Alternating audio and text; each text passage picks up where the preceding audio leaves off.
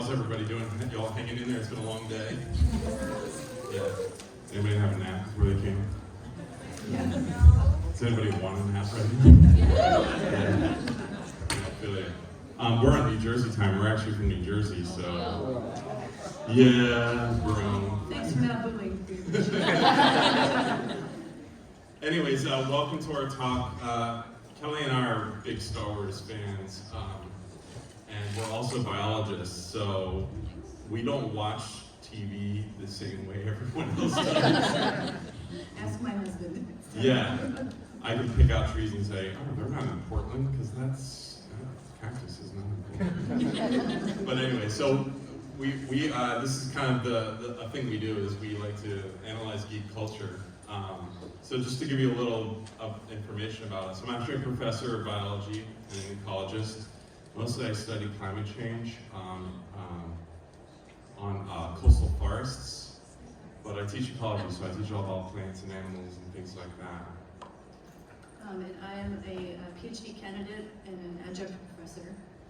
I'm an ecologist as well, but my specialty is arthropods, so I'm an entomologist. Basically. Yeah. Oh, bug friends, thank you. I think I recognized a few of you from our morning panel too, where we're talking about bugs and superheroes and plants too. Yes. But I love Star Wars plants actually. It's kind of a but it's super exciting to be here talking about my favorite franchise. Yes. So we wanted to start just to talk to you about how biologists think, the types of things that we look for when we are thinking about how things function and describing them. Yeah, when we're describing not only a new species, but how different species interact with each other, which form communities. We want to look at how they communicate, not only with each other, but the organisms around them, plant life, food web systems, their ecological niches, which is kind of the specific role they play within the ecosystems as well, how they forage.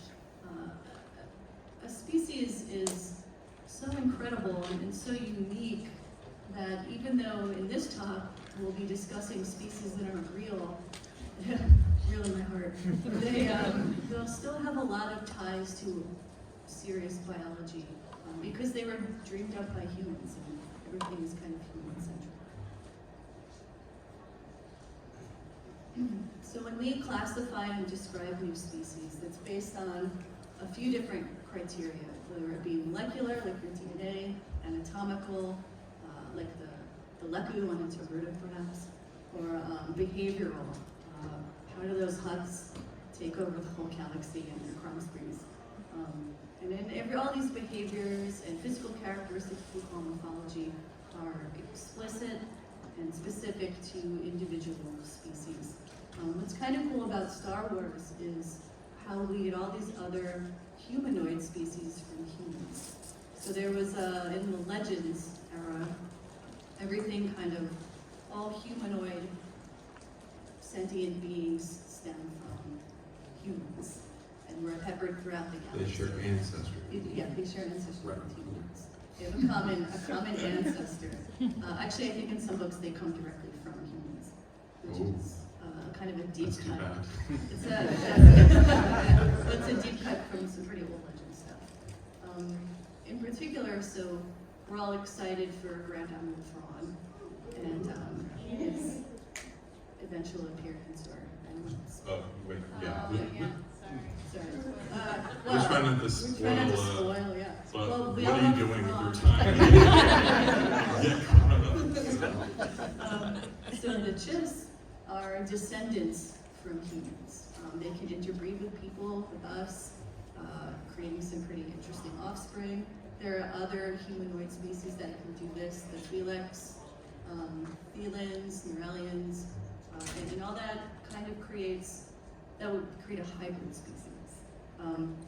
So when we're describing brand new species, we look for all these particular things. How unique are these organisms? What do their DNA look like?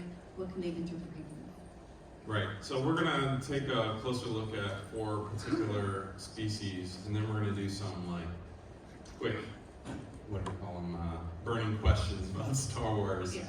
And at that point, we'd love you all to participate and feel free to shout things out or question us or tell us we're wrong and have a nice scientific debate. So we have to start with what's hot right now, right? So I love Ahsoka. Actually, she's my favorite character in Star Wars. And so if we were to describe her, she's got all the characteristics of what makes something a mammal. So so there's 4 things that make something a mammal. A large brain, hair, differentiated teeth, which means you have different teeth that do different things, and then the ability to produce milk. And I thankfully have not seen that on television. We're just assuming. Yeah, right. So she's Togruta from the planet Chile, which is part of the expansion region of the galaxy. Most Togruta have this orange and white coloration, although there's been some variation of that in the Clone Wars series. So depending on which source you're reading about Togruta in. The source or the reason for that coloration was camouflage from predators. So Chile has a lot of kind of orangey white prairies and grasslands, and so it's supposed to be camouflage. So you can see their body size. They're a little light and nimble. They live a little longer than us. And they also have multiple stomachs, which is weird because that would suggest they're ruminants, right? But if you read about Togruta, they actually eat rodents and things, so it's like that doesn't... Is that extra stomach specifically for digesting bones, do you think? They do like for bone digestion? Do they eat small rodents? Yeah, I mean, so usually if you have multiple stomachs, you're gonna like chew something, swallow it, spit it back up, chew it again, and swallow it. So you may have to do that. Fun times. So, anybody who's not familiar is probably thinking, what are those things on their head, right? And, a lot of times with Star Wars characters, we see a lot of cool features, but then I always ask, well, but what do they do, right? Do they actually have any function?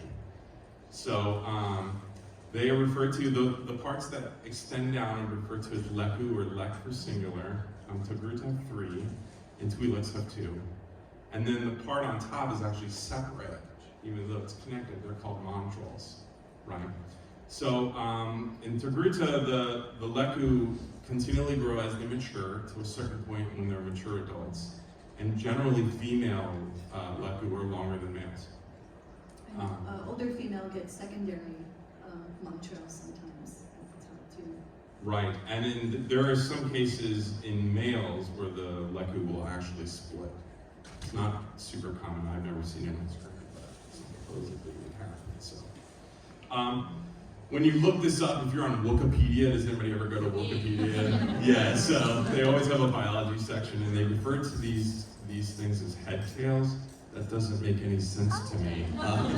So a tail means it comes from your posterior. Whoa, see, I had to say that really from your posterior. So there aren't a lot of examples of animals in nature that have head tails unless it's a mutation like this poor little doggy here. So, but if we look through kind of the history of the Earth and look at animals that may have existed that might have tail-like features on their heads,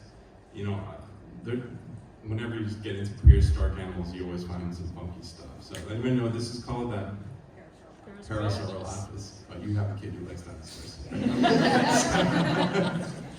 Yeah, so the Parasaurolophus. So, in the case of the Parasaurolophus, they're not entirely sure what the function is. There's debate about that. Some say it's for sex ID, some say it's for breathing and sound.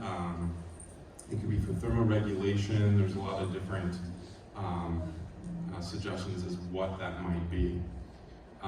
But in most animals, a tail primarily functions to balance the animal, right? So if you ever seen like a cat walking along a fence, you always see that tail kind of anchoring their weight. Same with like velociraptor, right? It allows them to balance. So maybe that is a feature or a function in the Togruta is that they help with balance.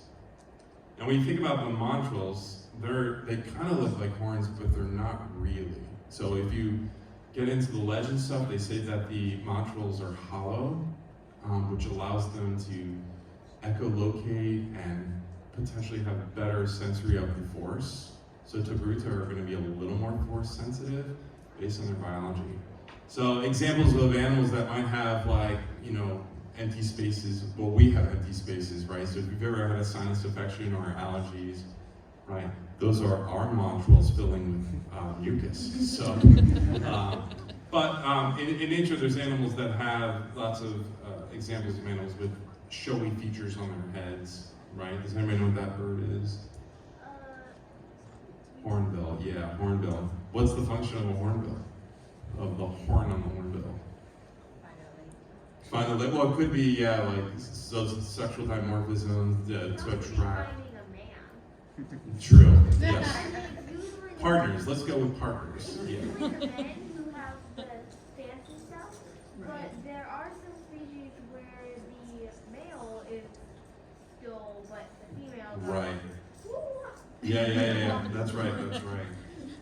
And so with hornbills, they are showy. They may occasionally use them in disputes, and they also are involved in thermoregulation. So it makes you wonder if that is applicable.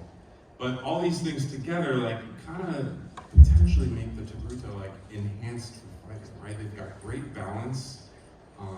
Their leku potentially could be prehensile, right? So that's definitely the case in Twi'lek. They're highly sensitive. If the leku gets damaged in battle, the Togruta and the Twi'lek tend to die from that injury, so it's highly sensitive. And there's suggestions that the chambers allow them to echolocate, right? Similar to like how some whales and other marine mammals do it, where they essentially send out a sound and then they pick it up. So all this together kind of makes Ahsoka kind of badass, actually. So I would imagine, I'm sorry, I should gotta keep this family show. But I imagine all these things with the luck of the modules actually enhance her as a fighter. So next we're going to talk about Jabba, everyone's favorite space slug. He's actually a vertebrate, which is interesting because he really looks like a big slimy gastropod. He's technically a reptiloid, which might be surprising to some folks. Here on Earth, that would be class Reptila, so that's where our lizards, snakes, all those good guys are kind of hanging out. They're originally from Varl, which was destroyed.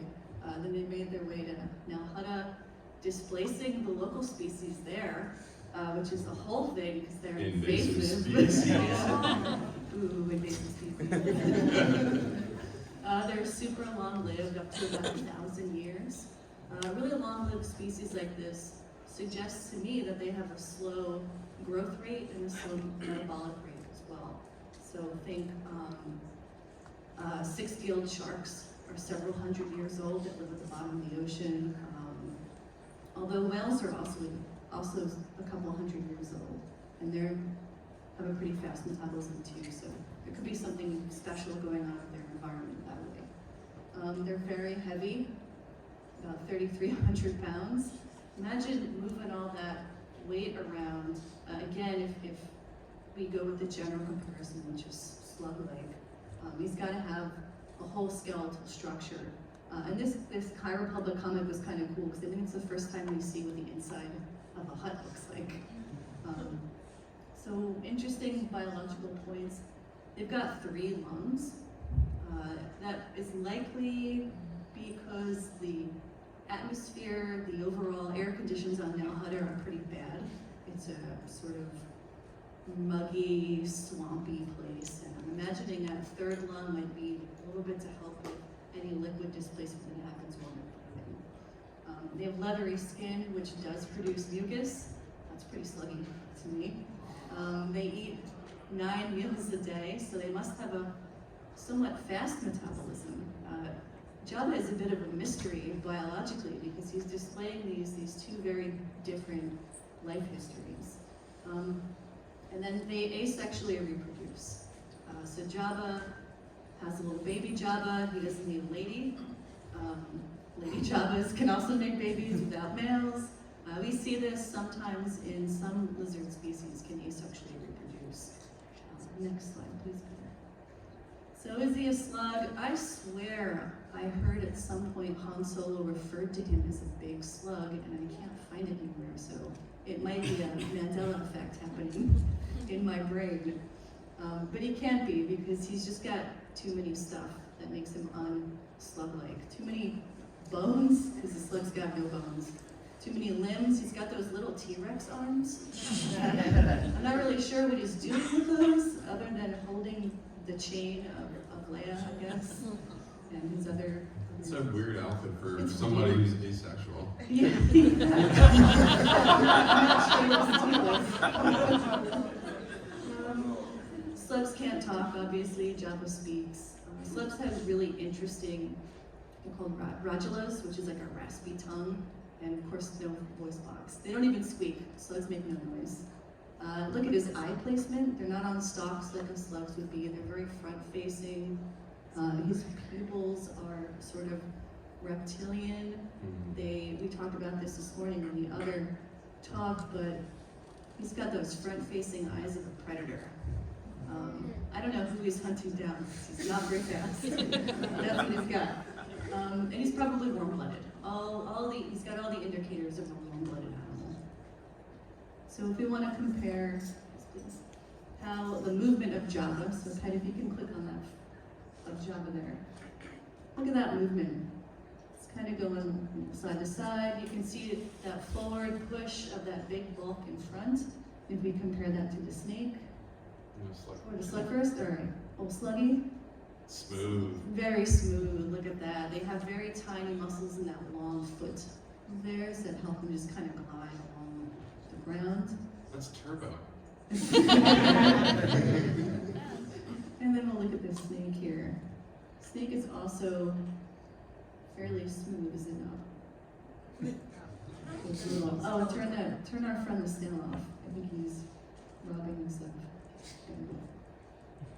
Come on, Sneaky, you can do it. There we go. Nice and smooth. Do you think, show of hands, Jabba more slug movement? Hands up? Nope. Jabba more snake movement? Yeah. So the whole slimy thing, snake thing, sluggy, I think Jabba is definitely a snake snail, right? Esque. Maybe snail-ish. Next slide, please. There we go. So I think he's more lizard-like, and I think the reptiloid classification makes perfect sense here for this species, for all the Hutts in general. We do have some lizards that are legless. That little guy in the front is a Mexican mole lizard, but they can't do, like, Jabba is up, right? That little guy, he's just doing this. He's army crawling all day long. Jabba's spine to me is pretty interesting. Yes, sir. On that skeleton Friend. picture, did they show like a picture of he almost looked like he had hips down below? He did a little bit. And they don't lie.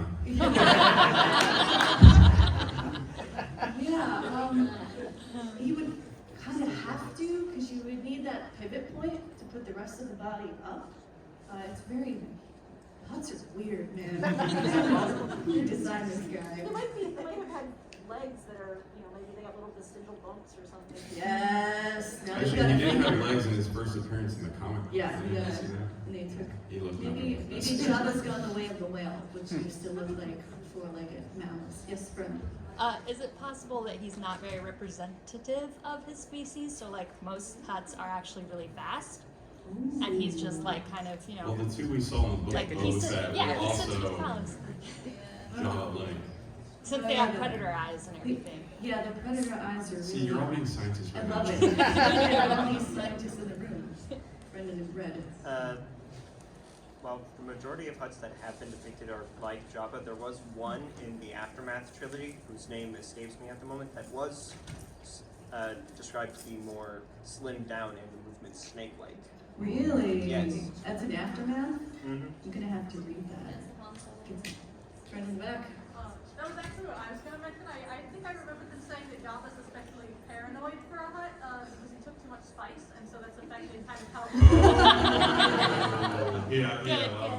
too. Yeah. That's kind of his attitude and why he does certain things, like dressing layout the outfit maybe, like you don't know what's going on with True. him. His brain chemistry is probably not. Oh, A yeah. lot of late night raves, I think. Yeah.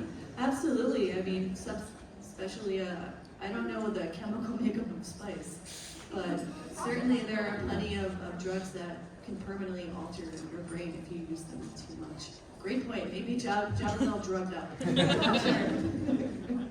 And like I said before, we do have asexual reproduction in some lizards, so yeah, we'll go with reptile.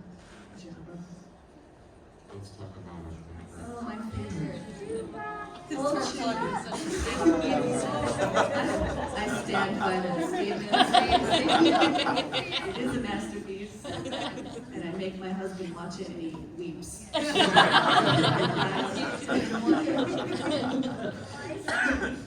So Chewie is also a vertebrate, like Ped mentioned about mammals or mammalia before.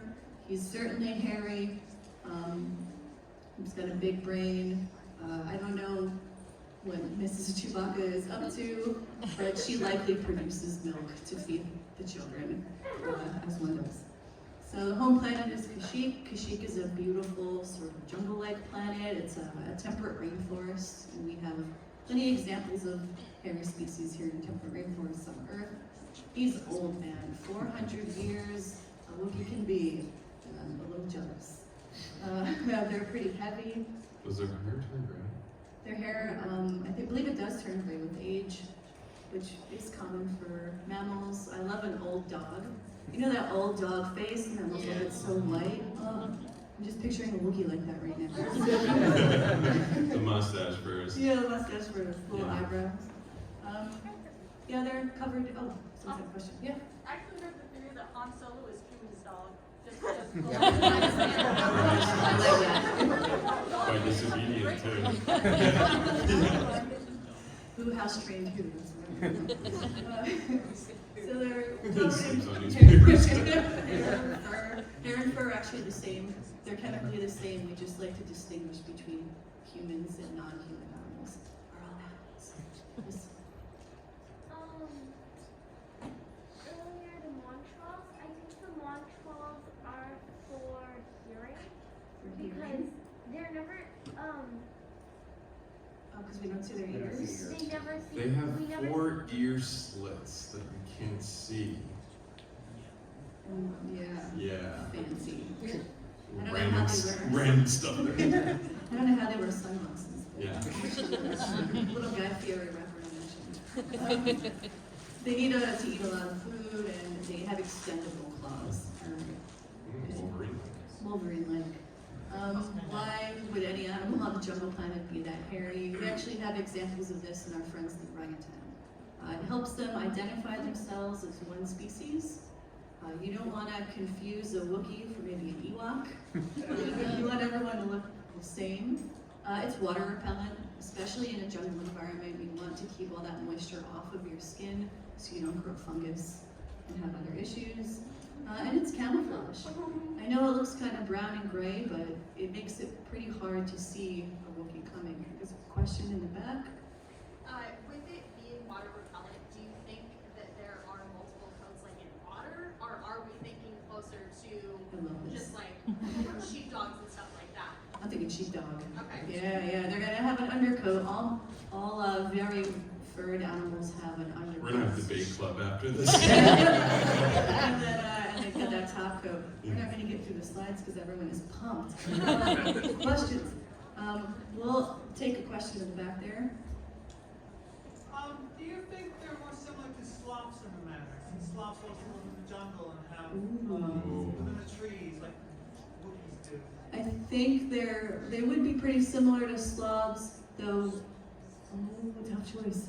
Well, I would say probably closer to orangutan, given their more not ape-like quality, but sort of ape-like quality. I'd have to ask about their diet. Yeah, what do So they eat? the reason why sloths are slow is what they eat takes a really long time to digest.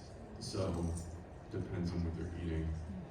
Yeah. Another reason is they actually grow algae in their fur that insects then feed on and then help them. Wow. Yeah, sloths moths are pretty rad. They have a symbiotic relationship with moths that I would love to tell you about. Nature Con next week. Alright, Next slide for old Schuster. Yeah, so they are strong. I'm sure you've heard that a Wookiee can rip a man's arm right off. And it takes about 22 not on Disney Plus. But it would take about 2,200 pounds of force to make that happen. We can't do that. We don't have the strength in our arms or our pecs to make that tearing motion.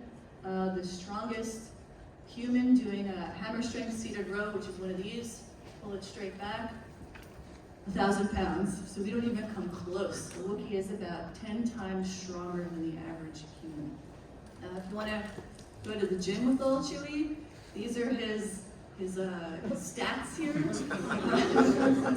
I feel real weak just looking at those, and I enjoy the gym. But yes. Maybe their height and strength could come from living on a planet that has a higher gravitational pull and also Yes, let's go. Yes, I think it's an excellent. Could be. They're also eating a buttload, so. All right, Ped, let's get to Banthas. Okay, so this all started with Banthas, and I'm looking at this really big hairy animal, and I'm like, what is it doing in the desert? So they do have distinctly the characteristics of a mammal. We know that they produce blue milk, right? And they're hairy and they have differentiated teeth. Their skull size would suggest they have large brains. They are social animals.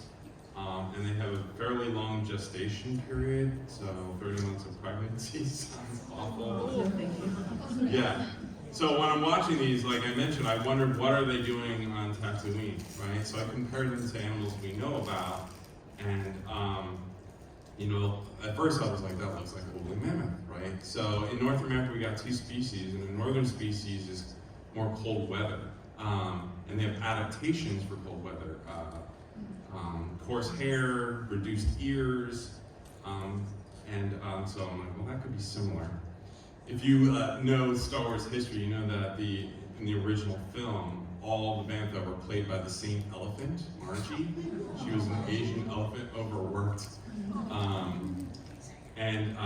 So then I was like, well, maybe we should be comparing them to elephants. Well, elephants generally like to be near plant life and water, right? So forests, savannas, things like that.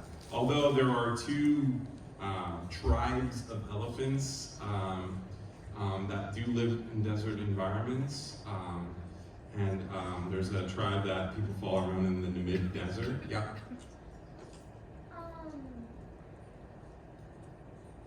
Okay, save it. We'll get all your questions after. We'll hang out, okay? And the way these guys are able to survive is that they'll actually dig their own wells. So it's kind of crazy. And they can go 3 to 5 days without water, but they have very large ears to fan themselves cool. Banthas do not.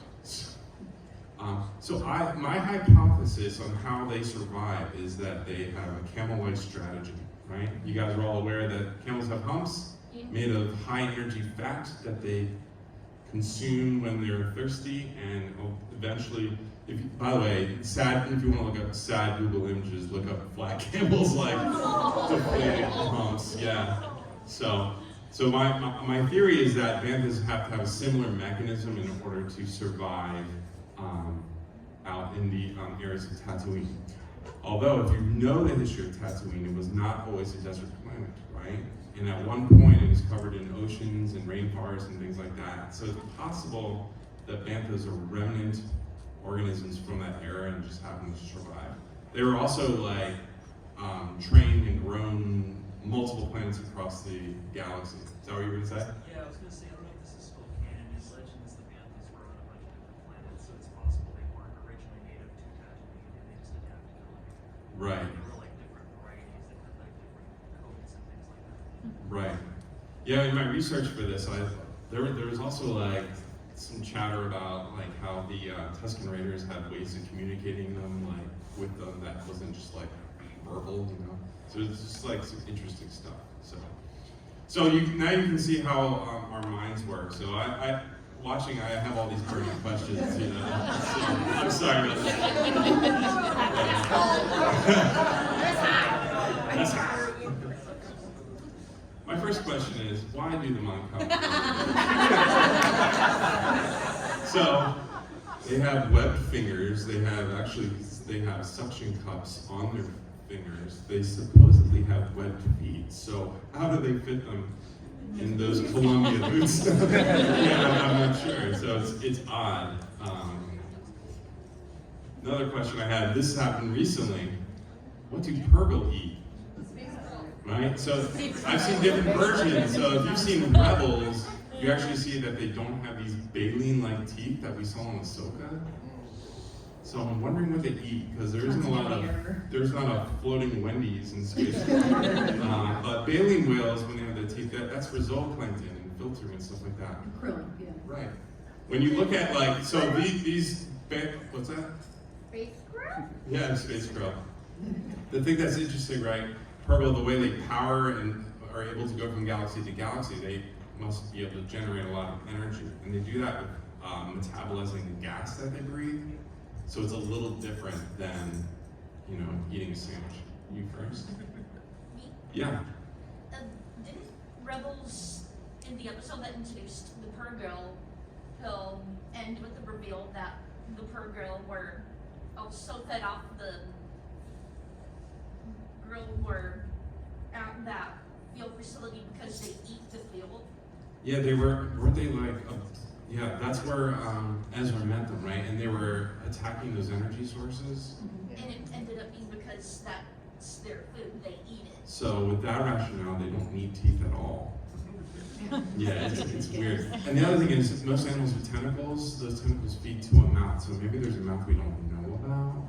That's the wrong spot for a Yeah, mouth. a mouth for the ancestry. Oh, well, starfish have a mouth for the anuses. So. All right, we're gonna get your questions, but we got a couple more slides.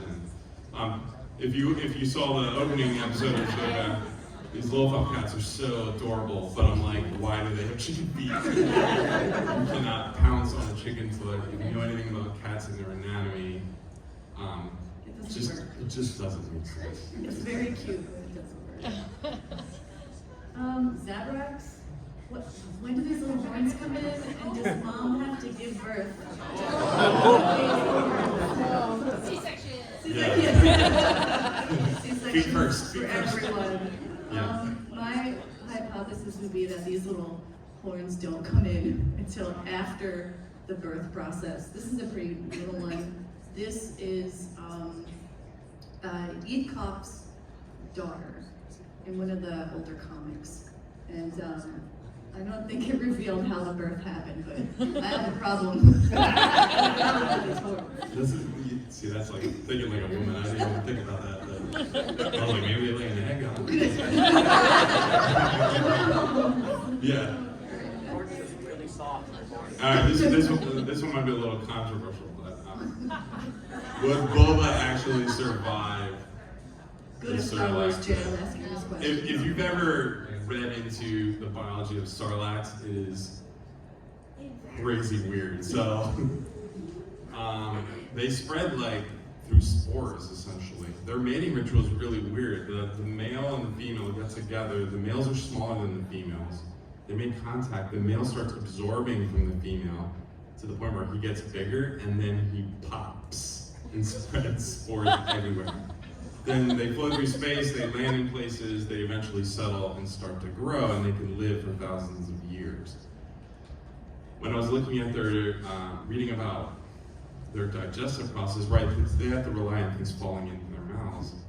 Supposedly they have weak stomach acid, but we also saw shots of like things that were like. Well, who knows how long they were in there? Yeah, Like, but. stomach acid take a very long time. Well, I mean, we Like saw Boba. Boba's skin. You guys remember that in the Book of Boba Fett? Like he was really looked like a leper when he came out. Yeah, but it was. Yeah, so I don't know. I was just thinking about this. His armor's not made out of Beskar, it's made out of plot.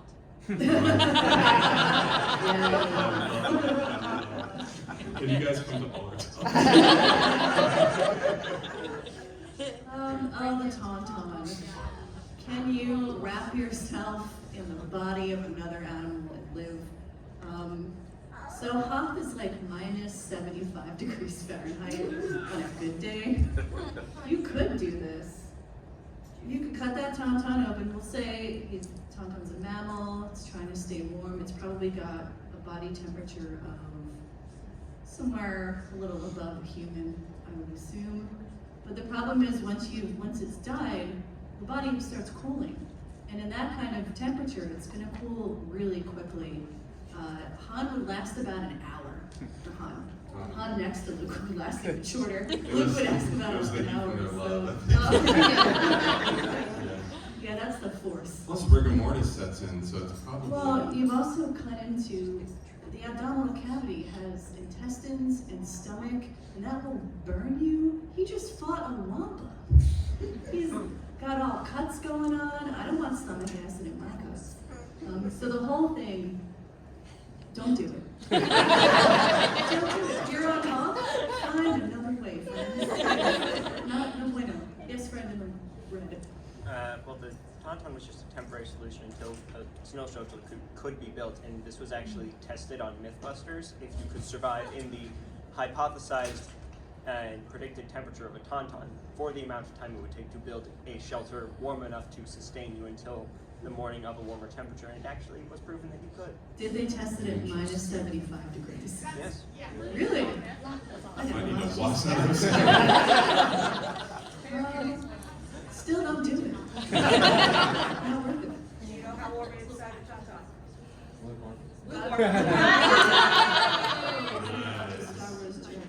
All right, we got one more.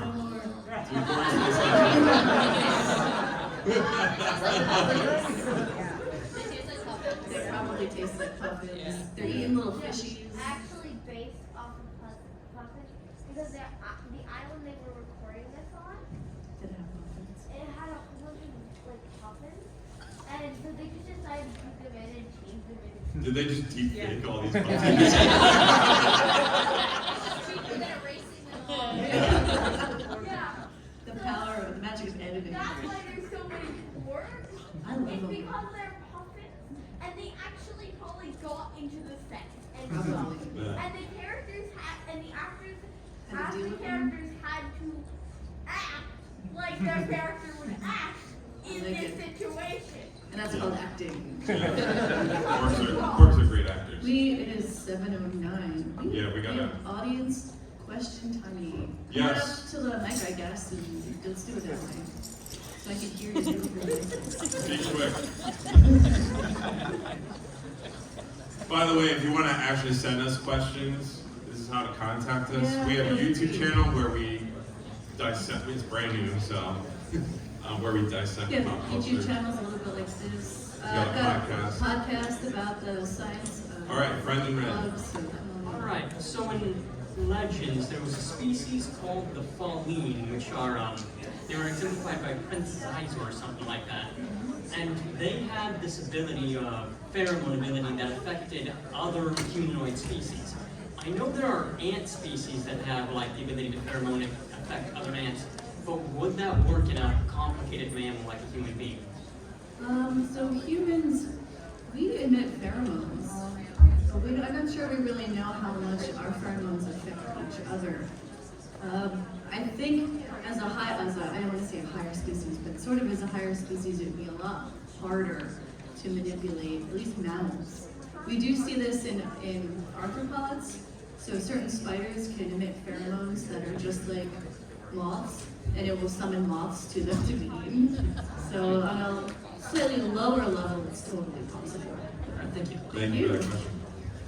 What would be the logistics of a place like a city or a Jedi temple of West to manage all these different species and get them to not kill each other, but also keep them alive and well, and just managing all That's a good question. I wonder what their bathrooms look like. That's a very good question. Once in SpongeBob. One of these. So you mean all the sentient species together in one temple trying to, oh boy. And they all speak English for some reason. Yeah. It would be very difficult. You have to set up different facilities for, what we see, some species have to wear respirators because they can't survive on the planet that they're on.